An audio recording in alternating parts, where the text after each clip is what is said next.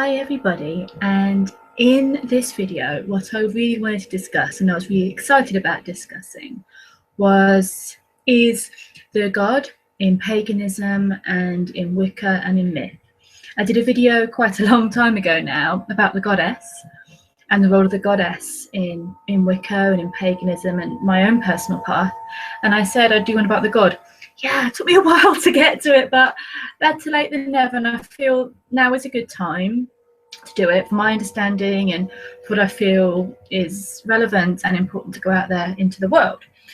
So this is only going to be an introduction. I like to the goddess video, it's only an introduction, and I would really like to do more goddess videos actually on different goddesses, and if that's something you guys would be interested in. And also as well with this video, I'm going to in the future do more videos about different gods, because it's such a huge term, and I'm going to go into that more in a second. But we're looking at world myths, world paths, and deities that have been worshipped or thought of or written about for thousands of years.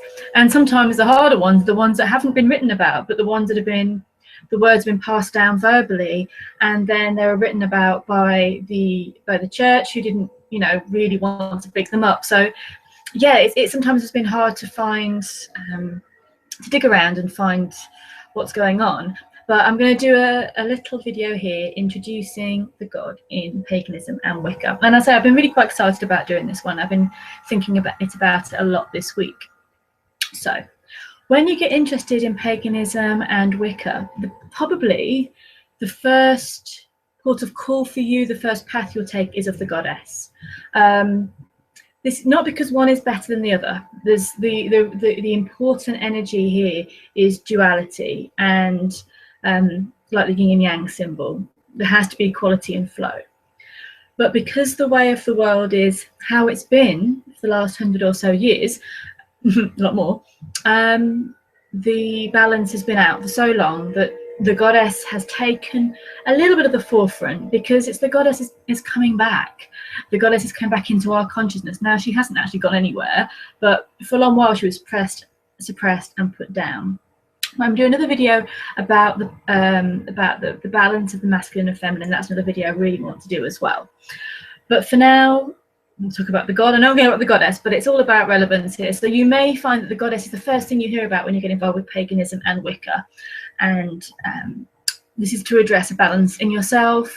And also because if we look at the myths and we look at history, the first recorded, and I mean by recorded, I mean carvings and cave paintings of a deity figure were always women.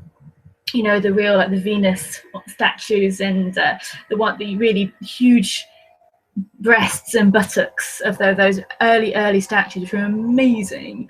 And I mean, we don't know, but the theory is that to our ancient ancestors, they didn't apparently think that the male had that much role in having a baby, obviously.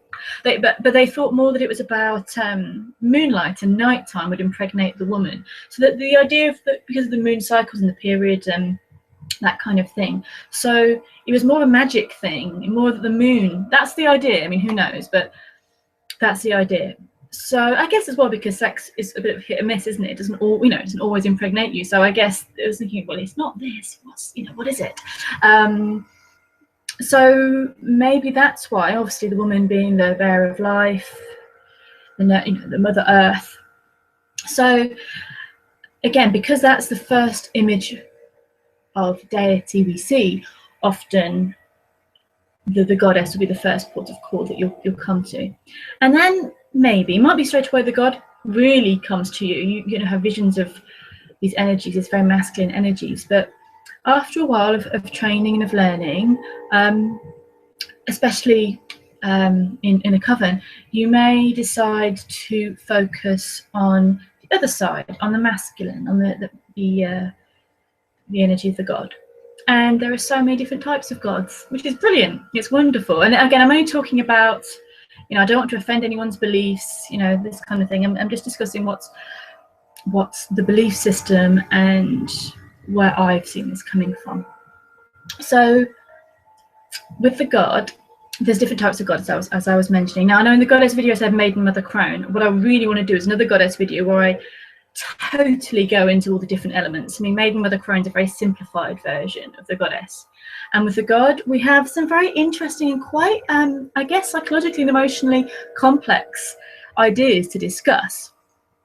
Because the first element of the god that we see is of the lover and sun as in child, not sun in the sky. And to maybe our modern minds, that is like, what?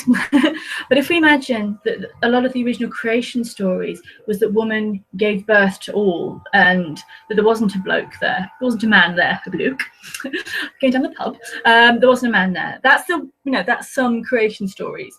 So imagine if that was how this started in their mind, that the woman gave birth to her, she created the man, she created her partner, and then he grew up and he became her lover.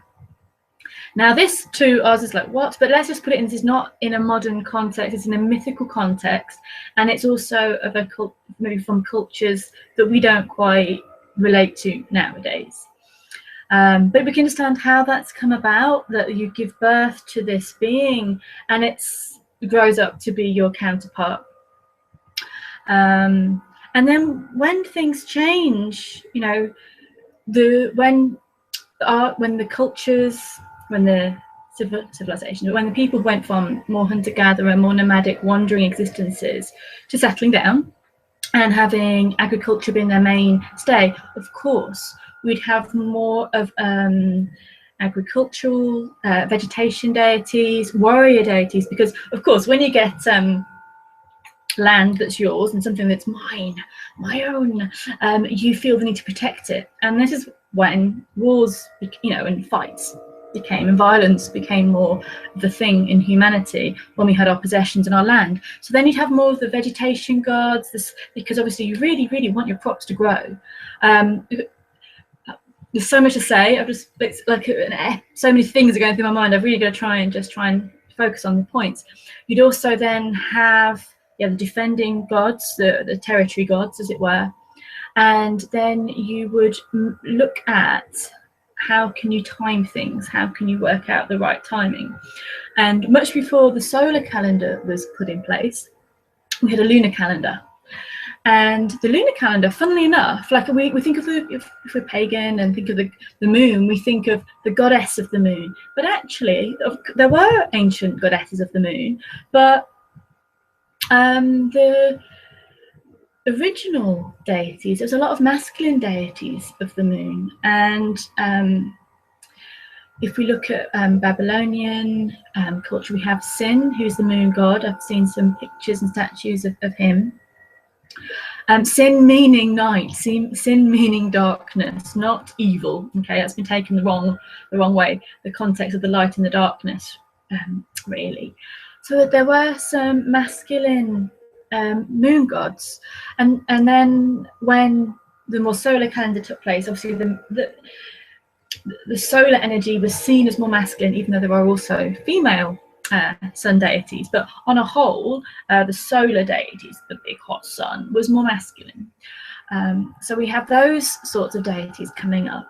We also have time, kind of the kind of the gods of timing that go along hand in hand with the moon gods of the original times. And then we have the gods that are trying to work things out, the clever gods. The gods like Thoth in ancient Egypt, where you have he's the god of wisdom, and he's the god of writing, he's the god of knowledge and occult knowledge, and he's related to the moon as well. Even though you'd say Ra was the main masculine god, and Osiris as well were huge, very popular masculine gods, but Thoth was a very ancient god of wisdom and of the moon. And even today with the Thoth tarot deck, it's very popular today, so the occult knowledge of Thoth. And then you would have, so you've got the warrior gods, all over the globe. And there's so many names. There's a book that I would suggest if anyone's interested in reading it more, called The Witch's God, by Janet Farah and the late Stuart Farah.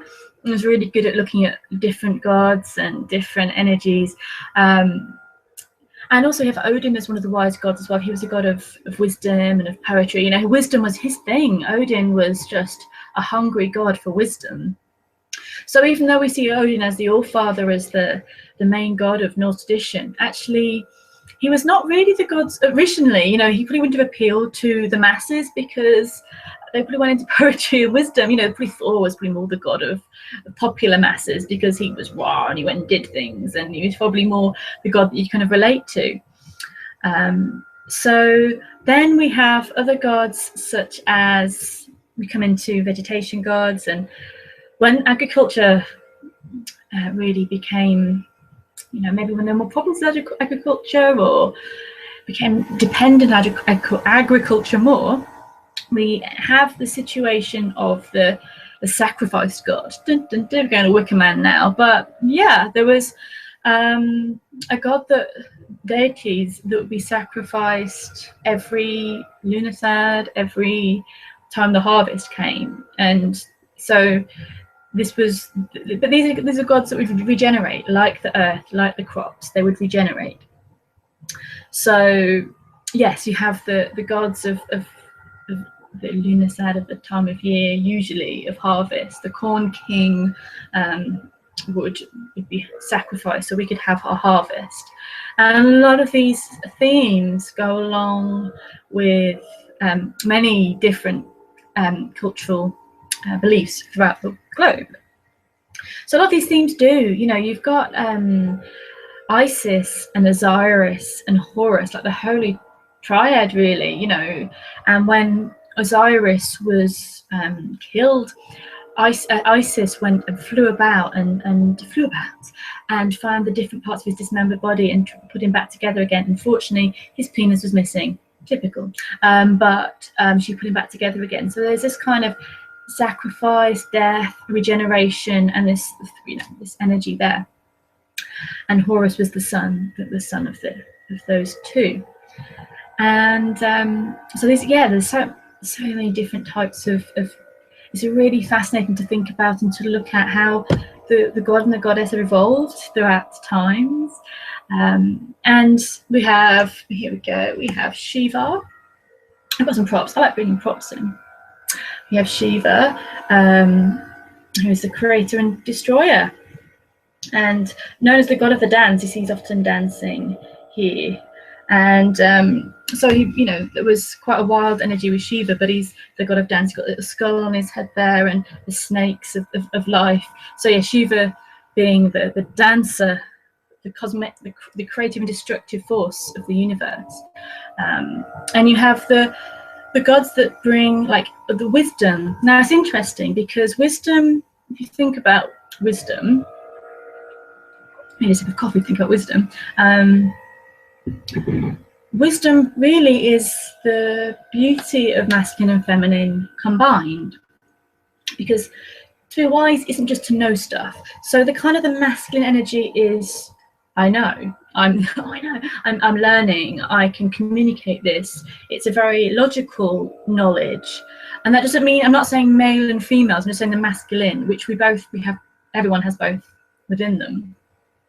And the feminine is intuitive.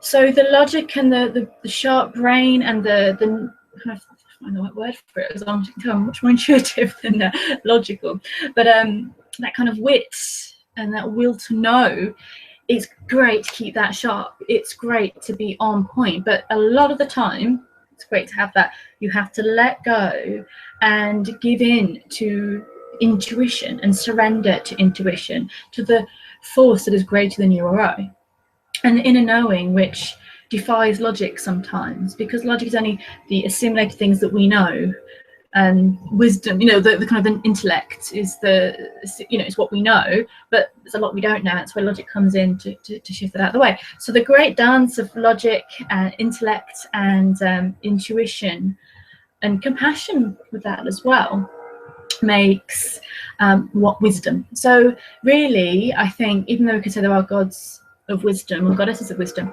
I'd say that you need the both of them to create wisdom. Intuition and inner energy and outer knowing on their own might not be wise. But it's interesting because I need more props, don't I? Or like a board with the flip chart on it or something like that. But if we look at Hermes, who is the Greek wisdom god, the symbol for Hermes is masculine and feminine combined. Boom. So we have that, what I was just saying, in that symbol for Hermes. And a lot like Hermes and Mercury, they're a little bit sexually ambiguous, aren't they? You know, and there's a reason for that. You know, the big masculine gods may not be the wisest, as in they may not have the intuition, and the, you know, the female deities have a different point as well. So yeah, wisdom gods often have the both.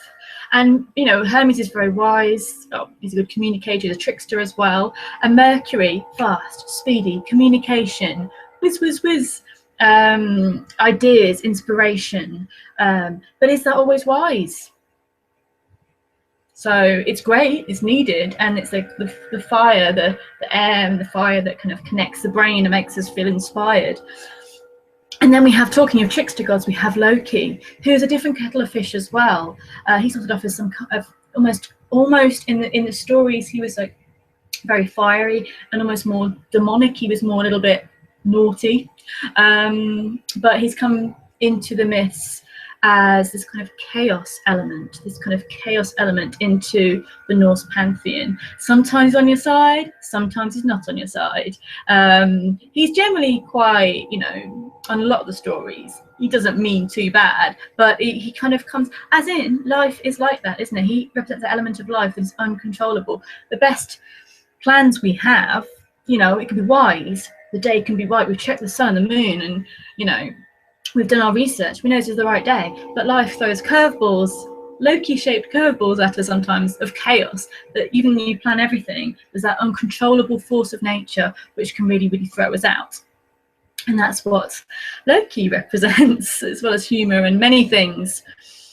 So yeah, these are just some god forms that have come up in myths, and you can research them yourself. And you know, a lot of gods don't just fit into one category. You can have you know, a few, of course. And you've got craftsmanship gods as well. So there's, you know, the gods that are very good at making, of creating. Each pantheon would usually have, because objects were very important. So and as our cultures grew, you know, you went from the wandering nomadic tribes where the earth was the goddess and it gave you all you needed, to having farming, to when the farming worked out and it was all good, you had money, you had surplus, you wanted pretty things, you wanted some bling, and you wanted the god of the craftsman to create something beautiful and powerful, and weaponry as well. You know, so we have craftsman goddesses, and we have the skilled gods, sorry did I say goddesses, I meant gods, and we had the skilled gods as well, like Lu of the shining hand, and he was just good at everything. It was one of those annoying, no, not annoying at all, wonderful gods that was just great at everything. He also got pushed into, because he was shining one of the the Irish deities have been kind of linked with fairies and fae, the shining element of him, and his just being so good at everything, he's also been linked to a sun god as well. So then we go to the sun, quite nicely, because we've had some gods being gods of the moon, and then we go to the sun gods, because time shifted from being a lunar calendar to a solar calendar, and the sun was worshipped more than the moon, when maybe in the past it was balanced, who knows, but the sun was worshipped more. And the solar deities, depending on where you are in the world, you know, if you're in a part of the world where there are droughts and the sun can be very harsh and very cruel, can seem cruel at sometimes, then the solar deities would have, solar gods would have those two faces to them. And then in parts of the world, maybe more European, where we like the sun, we don't get enough of it, the solar deities would be more kinder, or more, you know, thought of in a more gentle, not gentler, but more in a fatherly way. Yeah, so and in Egypt, I say, a lot of the gods were linked with the sun, and Ra being one of the major ones. So yeah, we have, of course, you have lots of other elemental forces brought up as gods as well. You know, the more, you know, if you have feminine and masculine energy, keep doing this. I say the more active, the more tougher, physically active energy, like thunder, is often, you know, Thor, the masculine. But however, you know, volcanoes were more goddesses, not always, but more goddesses, because, you know, I don't know what they think it is about a woman that can be erupts when unpredictably erupting, but because the volcanoes had, I know I'm going to go back into gods in just a second, but volcanoes have that fertility energy, because volcanic land is the most fertile land, but it also can destroy. So that was that. Storms and thunder, and you know, a lot of those energies were linked to the masculine. And then there's a lot of horned deities. Now, it's one of my this huge antler. Love it. There's a lot of horned deities that represent the wild. Okay, now a lot of them you'll know, Pan, because classical Greek and Roman myth is being what we've kind of been fed here in the West anyway, as kind of, it's okay, this is the okay paganism we're allowed to look at because it's Greek, which is lovely. Absolutely, I do love it, but I just, you know, there's lots of other gods that you may not have heard of as well, or myths you may not have been taught at school, which is a shame. I think you should balance it. We should hear about all the different pantheons at school and outside school. But yeah, so we've got Pan. Again, with the horned energy, you've got the wild. You've got very sexual energy with horns, you know. And but Pan is quite the trickster. He's a musician. He can lead you on a wild chase through the woods, and you may end up safe. You may not. So the Pan pipes. His music is what's heard when you're wandering the woods. I think maybe a lot of us have had that feeling, haven't we, when we've been out in the woods or out in nature, and you kind of get that sense of hearing music or hearing something that just, or feeling this pull to follow in deeper into the woods, and that's a lot to do with Pan. Horned gods that I really love are Cananos. Okay, we've got a lovely statue of Cananos, and in the Gunderstruck Cauldron, which is going to be in London, the British Museum soon. That's if you're visiting London, do go and check out the Celt exhibition at the British Museum. I'm looking forward to going. But the Gunderstruck Cauldron will be there, where Cananos is carved into it, is into the cauldron. I've seen a replica in Ireland of the cauldron. In the replica was stunning, and he's got you might have seen the image of, you know, he's holding snake, and yeah. So he's holding his torque and his snake, and here he's got the snake, bit more passive phase of this. And yeah, Cananos is the lord of the wild woods, the lord of animals. That's probably why he calls to me a lot more, because it's more the lord of animals and the lord of the wild places. And also Herne, who is a slightly different deity, but very basically the same energy, lord of the wild woods. The idea that that the hind, the noise the hind makes when she calls out to the stag, it sounds like Herne. I won't do it, but you know, maybe have a listen and see if you feel that. Could be one reason. Cananos is a European god, Celtic god, and there's evidence of images and connections to him all over Europe, coming down to Ireland. There's something found in Paris as well, I think, as well.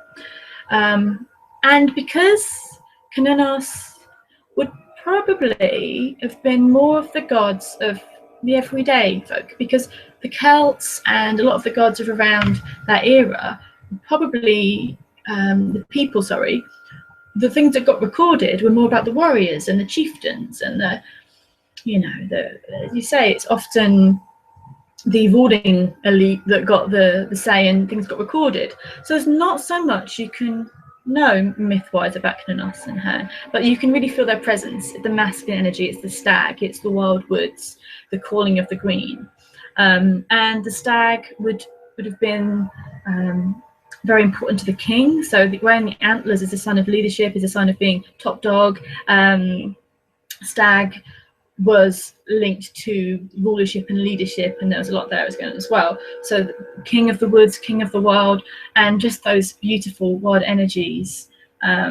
The snake there, you have the healing and the regeneration, and the talk as well is a power. Is power. So I don't know. I really, I love Kinanos, and the thing is, the things we have with these gods is more what we would tune into, what we feel. But it's good to research and see what you can find out as well. Kinanos can also get linked in with another energies, gods of the underworld. I've forgotten underworld gods. What kind of woman am I? Underworld gods. I realise I'm going on a lot here at the moment.